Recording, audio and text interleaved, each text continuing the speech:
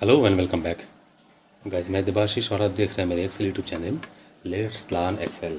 Okay, आज जो मैं आपके साथ शेयर करने वाला हूँ वो है कैसे एरे डेटा को फॉर्मूले से किया जाए। ओके, तो मैंने एक मैनुअल इनपुट बना के ऑलरेडी इसका एक डेटा बना के रखा है। तो ये है array number 1 and this is array number 2। अब मैनुअल इनपुट क्या है? अगर इस फॉर्मूले को मैं एडिट करता हूँ तो देखिए 4 × 2 + 2 × 2 + 3 × 0।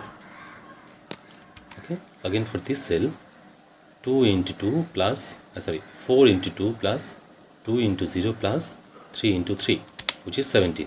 तो ये है हर अलग अलग सेल के लिए मुझे इस तरह से फॉर्मूला बना के मतलब प्लस माइनस और मल्टीप्लिकेशन करके इसका मैनुअल इनपुट बनाना पड़ता है। ठीक है, तो आज हम यही देखेंगे कि कैसे सेम चीज़ हम छोटा सा सिंपल से एक फॉर्मूला से बना सकते हैं। तो चलिए शुरू करते हैं आज का video. Let's go.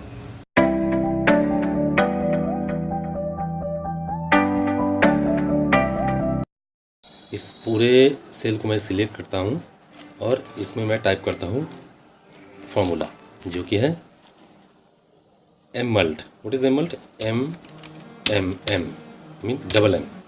Okay, so now press enter and select this whole range and the first array, comma, this second array, close the bracket and now remember कैसे एरे डेटा को हैंडल किया जाता है। जब भी एंटर प्रेस करना होगा तो उससे पहले कंट्रोल शिफ्ट एंड एंटर तीनों की को एक साथ प्रेस करने से मेरा डेटा तभी सही डेटा आएगा। तो चलिए प्रेस करते हैं 1 2 एंड 3 गो।